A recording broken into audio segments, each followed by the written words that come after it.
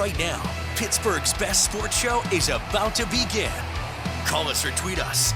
We've got things to talk about on the Ireland Contracting Nightly Sports Call. All right, thanks a lot, ladies, and thank you for sticking around for the Ireland Contracting Nightly Sports Call. I'm Rich Walsh. I'll be joined by Chris Mueller in a matter of moments. There he is right now over to 93.7 The Fan Cam. A big game going on right now, Ravens and Bengals, and it's a close one. It looked like the Bengals might run away with it, but the Ravens got within 7. It's 21-14 right now. But I want to start with the Penguins. They stink. They are awful. What are you going to do to turn this thing around? That ship sailed, Richie. Come on, what are we talking about here? That the ship has left harbor. Get ready for round number celebrations. 600 goals very soon for Sidney Crosby.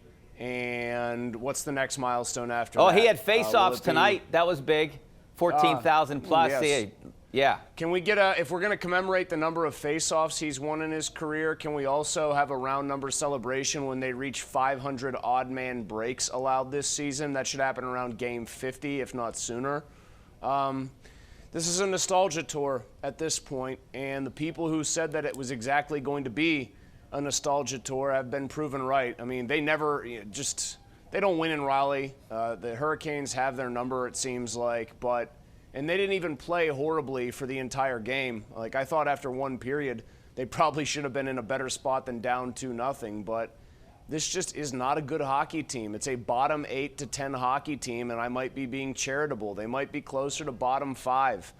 They haven't had any major injuries yet. I know Brian Rust has been dinged up, but they haven't had Crosby or Malkin go down or Letang. I don't even want to say Carlson because he's still not very good.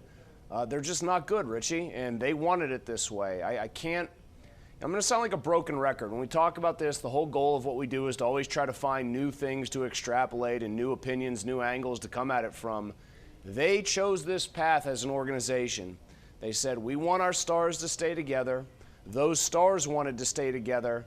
And so they made decisions years ago that ensured that those stars would stay together and grow old together. And so now instead of a competitive hockey team, it's more like the cast of Golden Girls on ice. They're going to get old together, they're going to stink together, and you're going to watch attendance dwindle as the novelty of a nostalgia act and watching all-time greats go out like mostly chumps grows stale with people. You know, I think you and I talked about this 3 years ago, what position they might be in. They would be the LA Kings or the Chicago Blackhawks, and that's exactly where they are right now. Those teams kind of got out of it, but what can you do right now? Is there anything to turn this around, to spark this team? I mean, fire the coach, bring in someone that plays a different style. You need a goaltender. There's just so many holes right now. Well, most of those holes are on the roster itself. I mean, Sullivan, I think, should have already been fired. But again, he's part of the nostalgia act. Hey, everybody likes Sully. Ownership likes Sully. Let's keep Sully. The Penguins historically have fired coaches for far less. And the Penguins have historically fired and then hired new coaches who brought them Stanley Cups. But they're not going to do that because they love Mike Sullivan. Fenway Sports Group loves Mike Sullivan. Sidney Crosby still likes him, et cetera, et cetera. You say, what do you do? What can you do? Not a whole lot when part and parcel with keeping the core together for the nostalgia tour. You know, it's like Rolling Stones playing their 97th stadium tour when Keith Richards is 130 years old and like not even really playing the guitar. You give all these guys no movement clauses too, so that it's very tough to actually move any of them without their consent. And if a player has a no movement clause, guess what? It's going to limit what you can get in return because, say with Erik Karlsson, the Penguins didn't really give up a lot to get him. Why? Because it became readily apparent that he only wanted to go to Pittsburgh, which took all of San Jose's leverage out. I mean, I can't stress this enough. I think Penguins diehards understand this and know this and are probably just hoping for a miracle turnaround. They have willingly painted themselves into this corner. They chose this path. They knew exactly how it might end. And I think the arrogance was in assuming that they were going to be different than other teams that eventually aged out of their competitive window. This is what you're left with, and it's probably going to get worse before it gets better, and that's not going to be pretty in a city that is really not used to watching bad hockey. You know, if you're Malkin, Letang, even Karlsson, wouldn't you just waive the no-trade clause to get out of here, to get to a winner? But they wanted to be here. Like it means. But do you want to be on a loser? They're going to be last place soon. That's the direction they're trending. Richie, I think it means more to those guys to be playing together for the twilight of their careers, at least Malkin, Letang, Crosby, than it does to play on a winner. Because I think there's still a sort of arrogance or a belief in their own abilities because of all they've accomplished together that they can be part of the solution still. It's an intractable situation. They're not going to have any movement in a positive direction unless they get like an insane streak from one of their goalies, or all of these veterans turn back the clock at once, and some of your depth pieces that aren't very good to begin with play way out over their skis, like way above their pay grade. This is what they created. It's not pretty. I just feel bad what's going to happen over there at the arena. They're going to have like 10 people. We're headed to the Rico Fata era. Yeah, you know what, though? Do I feel bad? Not really, because they were the first ones as an organization waving the sellout streak in everybody's face. I think goosing it long before it officially got broken. I think there was and I don't mean this about the players or really a lot of the fans, although some of the fans embodied this. I think there's been an organizational arrogance over there for a long time. And hey, they've backed it up. They've won 3 Stanley Cups in this Crosby, Malkin, Letang era, but they acted like they were above any kind of downturn in attendance. We're the gold standard. Yeah, we'll see what that's like when the shoe is on the other foot and you can't draw flies, because that's the direction that things appear to be headed. I would always say, and I always said it, and I'm sure you agree somewhat, that you trade away some of the future to win now, and they did that. I don't blame them for that, but they got to turn the page, and I think we're 2 years too late from turning the page. Richie, the bill comes due. You know this. It comes due in any sport when you do this. So, like, hardly any team just gets off scot-free and immediately transitions into another era of excellence. I mean, the Penguins practically did it with very little serious pain in 02-03, but people still didn't want to watch that team. Then they get Malkin and Crosby in successive drafts. But the bill in competitive sports where there is a salary cap almost always comes due, and it is coming due in a big way for the Penguins. Yeah, and they can't tank to automatically get the #1 overall pick anymore because of the lottery. All right, we got to take a break. Taking your phone calls next. 412-575-2600 is the number. Back in a couple minutes. All right, welcome back to the Ireland Contracting Nightly Sports Call. This is our GMC tweet of the night. You can see this from the Pirates. Baseball Digest National League Rookie of the Year, Paul Skenes.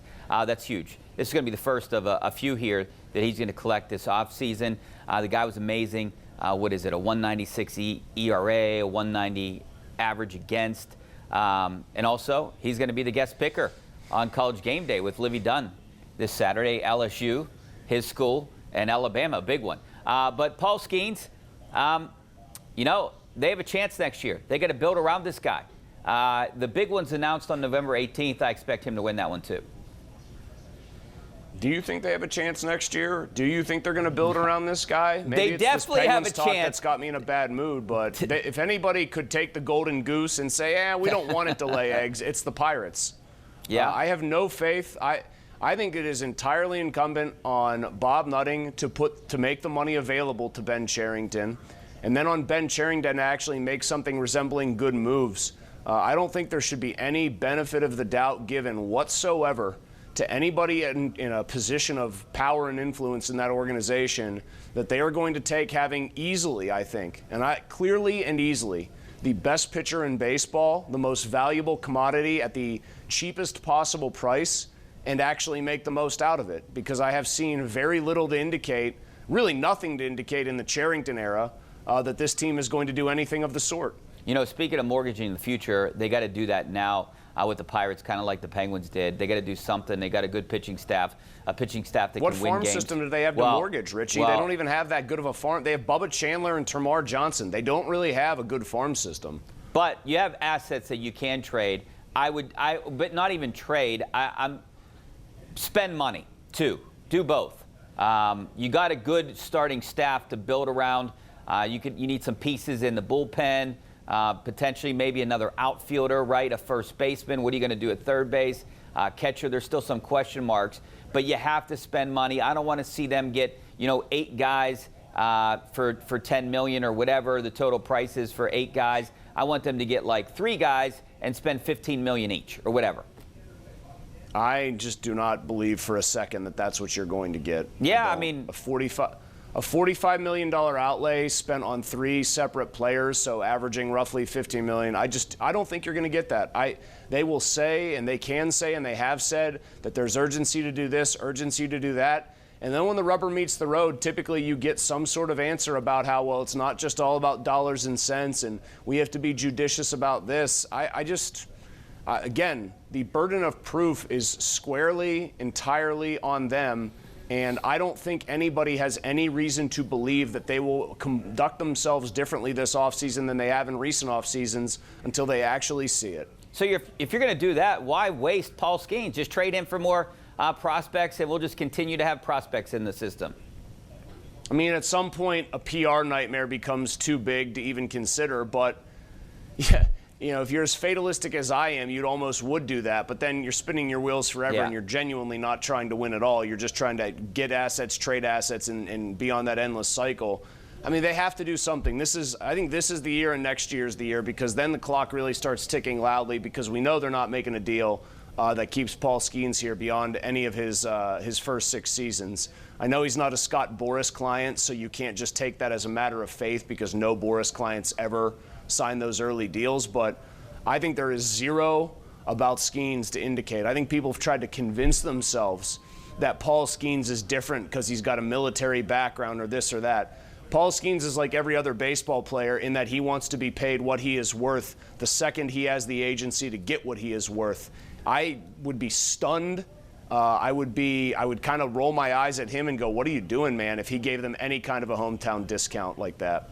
What about offering him some kind of deal like $200 million or something next year or something like that, where you're getting all this money now and you know it's guaranteed? I mean, the guy that throws that hard could blow out his arm. Sure, if he wins the Cy Young Award this year, and in between this coming offseason and next year, they say, Paul, you've pitched 2 years in the major leagues. You have 4 more seasons until free agency.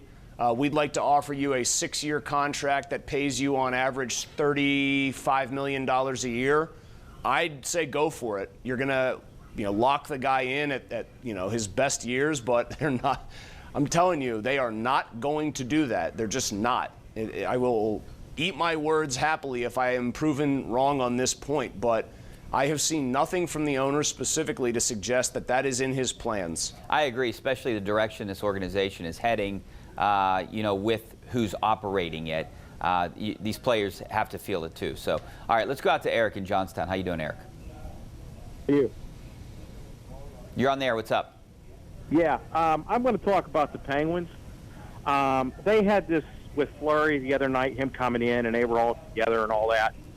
And don't you think Fleury's hanging up this year? Maybe it's time for those 3 to retire now and move on. And I think that's the best thing for the Penguins to do right now.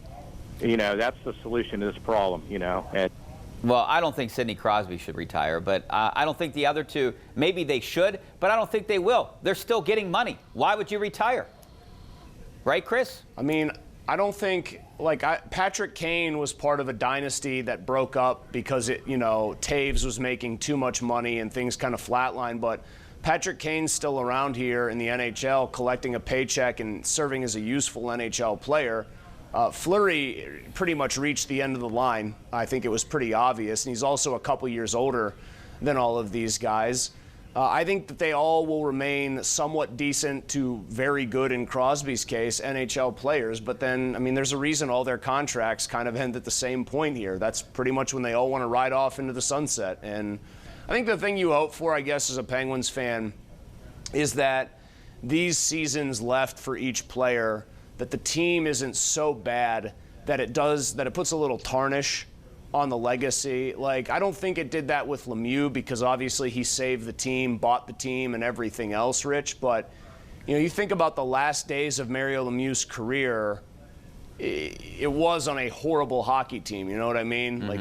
He was spending some of those last couple seasons just in a disaster situation. Now, it didn't stick to him. You just would hope that the lasting longer memory for people is all the good stuff that those guys did, the great stuff those guys did, and not whatever this is all going to turn into. But I will again point out, because I think it needs to be said every time we talk about the plight of the Penguins, this from the top of the organization on down is what they wanted. They made this choice all by themselves. All right, David out in Finleyville. How you doing, David? Thanks for taking my call. I want to ask yourself and Chris about where the Steelers are going to fit Mike Williams in their playbook and what kind of role he's going to play in. Well, he's going to be opposite of George Pickens. I mean, we talked a little bit about this yesterday. I like this addition. Maybe I would have liked the Christian Kirk better, but he got hurt, and that wasn't going to happen. But this guy can go up and catch balls. I think he's a good weapon for Russell Wilson. Just throw it up, have him. He's really good at contested catches, right, in tight spaces. I think he's the best in the NFL right now. So that's a good asset to have right now in the offense. I mean, their offense, I think, is a bit less what I would call precision-based than maybe whatever Aaron Rodgers wanted to run in New York. I think for Williams, a lot of the time it's going to be go routes. It's going to be a lot of deeper, routes, maybe deep in-breaking routes. But they are going to utilize the fact that he's every bit of 6'4" and 215 and put the ball up where they think he can go and get it. I think that's the calculated risk they always are comfortable taking with either of their two now big outside receivers. We know they're comfortable doing that with Pickens. I think they're going to try to work Williams in the same way. And I think if he still has some life in him, if it was just more bad fit in New York like it was bad fit for Russell Wilson in Denver, then I think they might have gotten themselves a little bit of a steal. You just hope he's healthy. You hope he can still run. And you hope that it was really just a bad marriage between he and Rodgers that necessitated him moving on. I think he's going to make a big play this Sunday in Washington. All right, we got to take a break. Back in a couple minutes.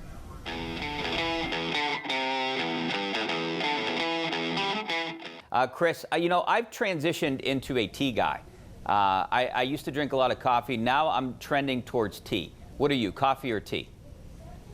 For the last 12 days, when my voice has been alternately giving out or I've been virtually unable to speak because of a sore throat, tea, but otherwise just give me the Java, Richie. If I am addicted to anything in this world, it is coffee. And so I will always be a coffee man. I think my mom used to have a mug that said, "As for me, make mine tea." No, as for me, I'll take that coffee black like it looks like jet fuel and give me more of it. I'm coffee in the morning, tea at night. All right, prediction real quick. This is our last day on together. What do you think? I think Commanders are actually going to win, believe it or not. I think the Commanders are going to win. I might think, you know what? 24-23 Commanders, so the Steelers, like any great team, cover. That's what I had, 23-20. Steelers lose to the Commanders. That's it for us. Thanks for watching. Hope you make the switch over to KDK News right now.